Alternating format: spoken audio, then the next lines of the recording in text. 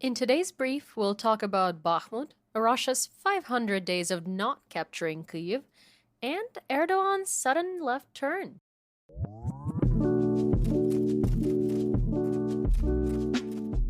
I'm Yewleea, and today is Monday, July 10th, 2023.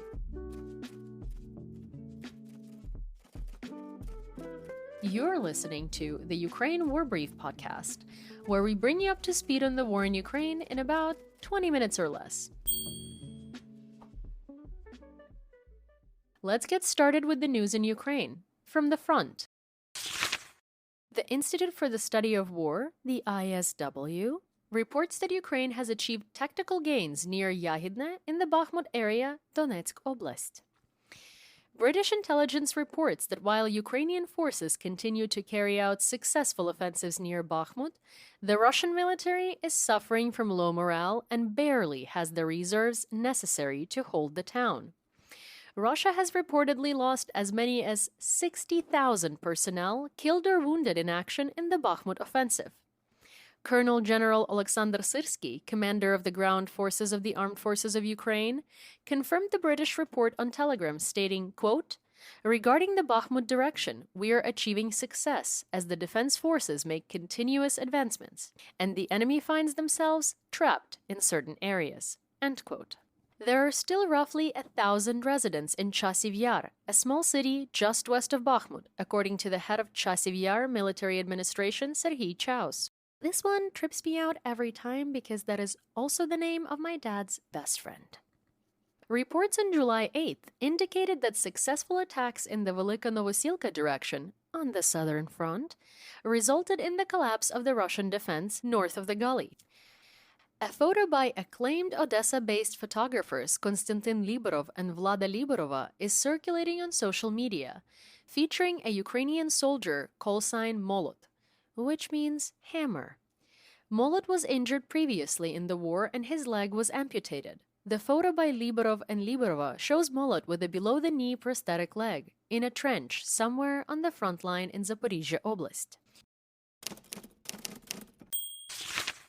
Next up, the home front. July 8th was the 500th day of the full-scale war waged by Russia against Ukraine. It's been 3,419 days since Russia invaded Crimea on February 27, 2014. If you want to learn more about the 2014 invasion of the Crimean Peninsula, check out the newest episode of FAQ Ukraine Explained, linked in the description, coming out on Wednesday, featuring an interview with Crimean Tatar journalist and Pan-Ukraine member Ali Maliyev.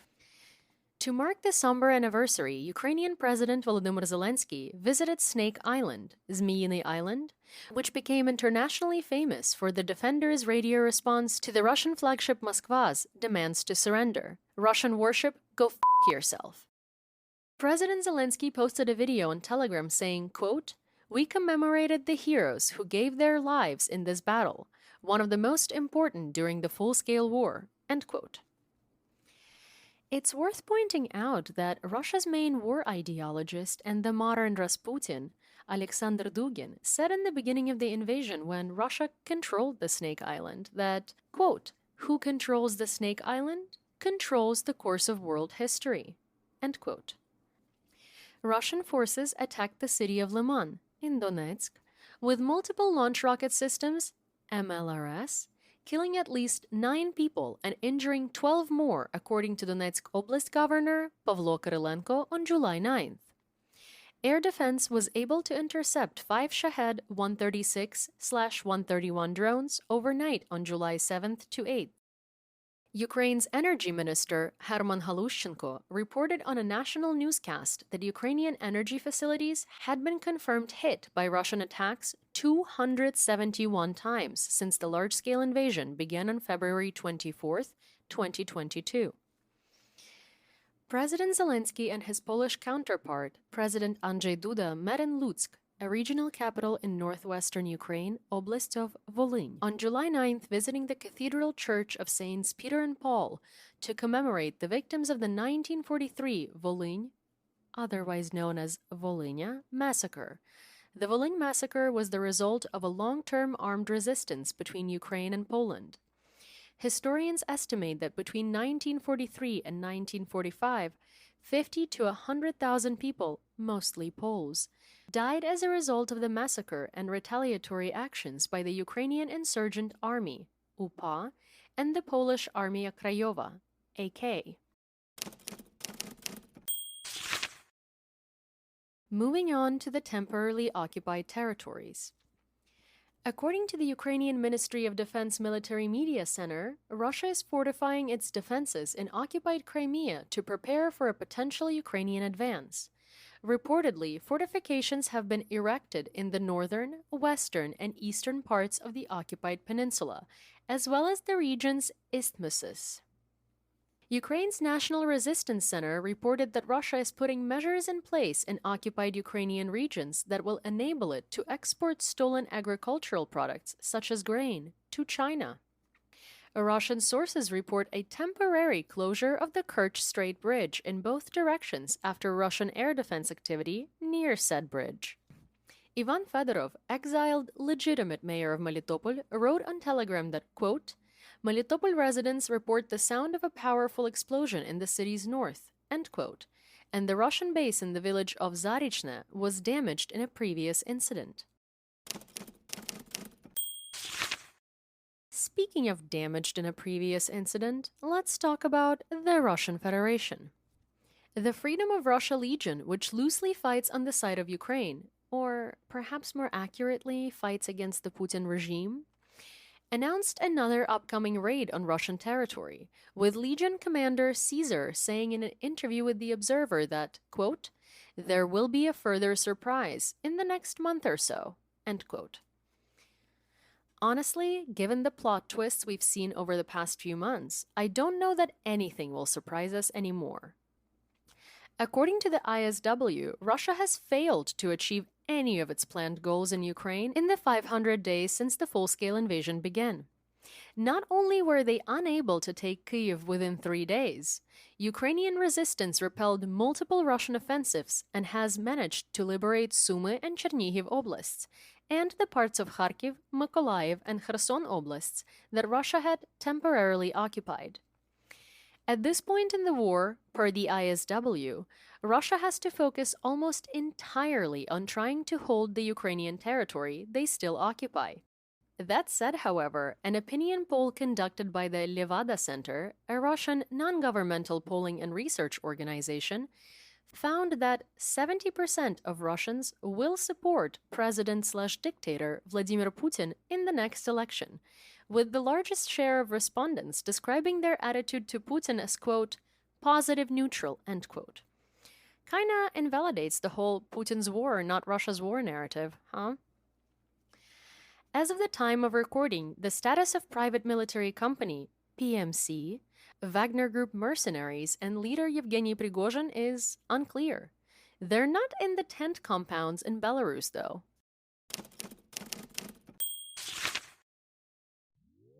If you're enjoying the episode, please rate us and leave a review on whatever podcast platform you're listening on.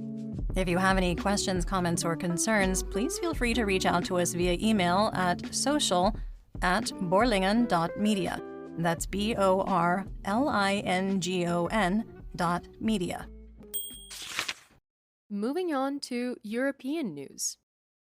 Former President of Poland, Lech Walesa, said in an interview with Espresso that, quote, the world has no choice. It must take the side of Ukraine, because it is the side of development. This is what the development of the world requires, so we act in this way. Not with tanks, not with missiles, but by peaceful means, we made our choice and helped Ukraine win. Therefore, we ask the question of the time when it will happen and the price we will pay for it. And the victory will come inevitably, sooner or later. Russia in this state is doomed.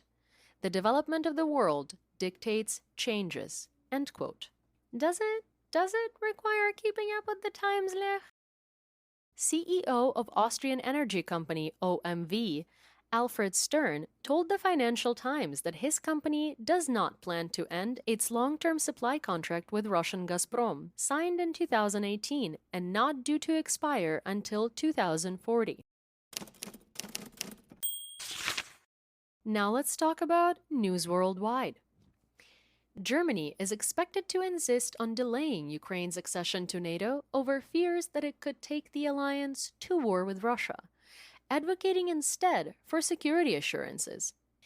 An unnamed NATO source told The Telegraph, quote, Berlin is standoffish at the prospect of offering immediate membership.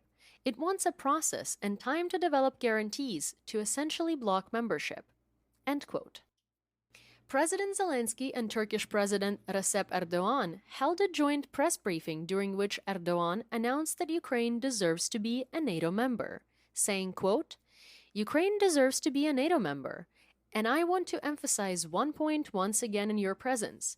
No one will lose from the coming of a just peace. End quote. A memorial service for victims of the war in Ukraine was held in Istanbul during President Zelensky's visit. He thanked Ecumenical Patriarch Bartholomew for spiritual support of Ukraine and prayers for peace. Zelensky didn't just bring home memories and well wishes from Turkey. He also brought back to Ukraine the commanders of the Mariupol garrison who had been in Turkey since September 21, 2022, as a condition of their release from Russian captivity. They were taken into Russian captivity in May 2022 after leaving the territory of the Azovstal plant on the orders of the highest military and political command. The official announcement states, quote, as a result of the negotiations with the Turkish side, Ukraine brought back to their homeland the military defenders of Azovstal steel plant, commander of the Azov Special Operations Unit of the National Guard, hero of Ukraine Denis Prokopenko, his deputy Sviatoslav Palamar, acting commander of the 36th Marine Brigade Serhiy Volinsky, senior officer of the Azov Unit Oleg Khomenko, and commander of the 12th Brigade of the National Guard Denis Shleha. End quote. Kremlin spokesperson Dmitry Peskov accused Ukraine and Turkey of violating their agreement by allowing the Azovstal defenders to return to Ukraine. Ironically, none of this would have happened if Russia hadn't violated, basically every agreement they've ever made regarding Ukraine.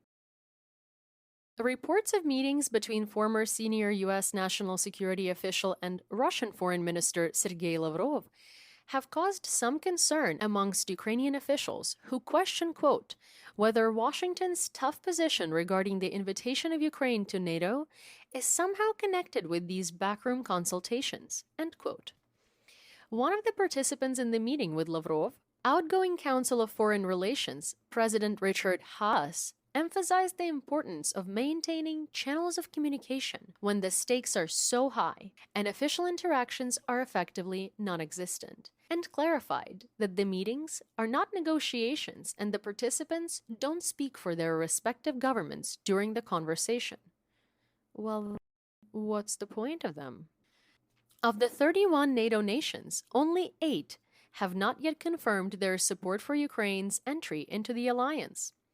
Those are Albania, the UK, Hungary, Greece, Luxembourg, the US, Croatia, and Turkey. Erdogan made a statement in favor, but has not yet joined the declaration. Russian defense companies that manufacture Zala and Lancet drones are still not sanctioned in the United States or the European Union. Novator Design Bureau, which produces Caliber cruise missiles, has also evaded sanctions in the United States, as well as in the United Kingdom. The BBC reported that while false and misleading posts about the war in Ukraine continue to go viral on all major social media platforms, some of the most widely shared examples are on Twitter, posted by subscribers with a blue tick, which prior to Elon Musk's purchase of the platform indicated an account was verified, and now indicates the account pays for their content to be promoted to other users. And finally, let's talk military tech. Ukrainian Minister of Defense Alexei Reznikov wrote on Twitter, quote, regarding cluster munitions, we have 5 key principles which we will abide by and which we have clearly communicated to all of our partners, including the US. I personally informed our US partners about these 5 principles in writing a long time ago. End quote. Ukrainska Pravda reports the 5 principles include that Ukraine will use the munitions only for liberation of its internationally recognized territories and will not be used on the officially recognized territory of Russia. The armed forces will endeavor not to use the cluster munitions in cities. They will only be used in areas where the Russian military is concentrated in order to break through the Russian defensive lines. Ukraine will keep strict records of the use of cluster munitions and the areas in which they will be used.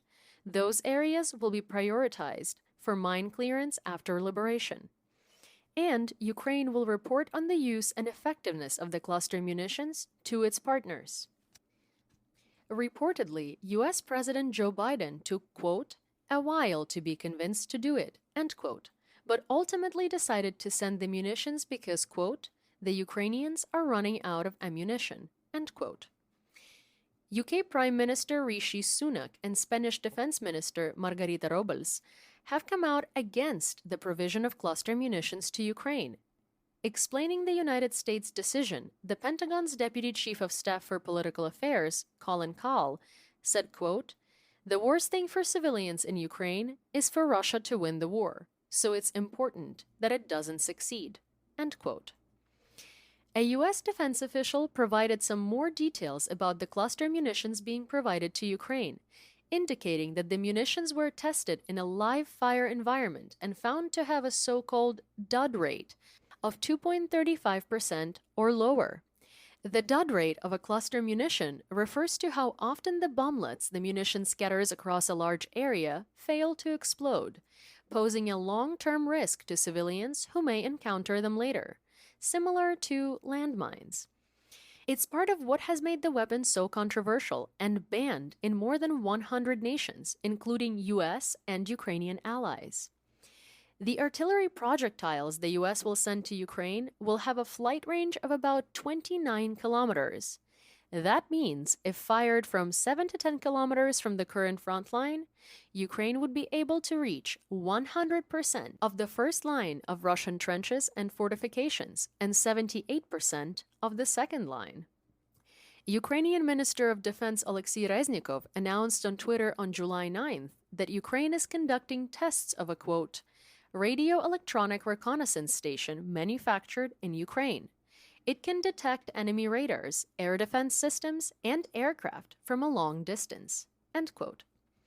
Germany announced the delivery of another military aid package that includes a Beaver Bridge paver and an additional bridge, a DACHS armored engineer vehicle, 6 8x8 HX8 tractors, and 3 semi-trailers, as well as a radio jamming and anti-drone equipment. President Zelensky reported that nearly 50,000 Ukrainian military personnel have received state awards since the beginning of the full-scale invasion, including 298 who have been awarded the title of the Hero of Ukraine.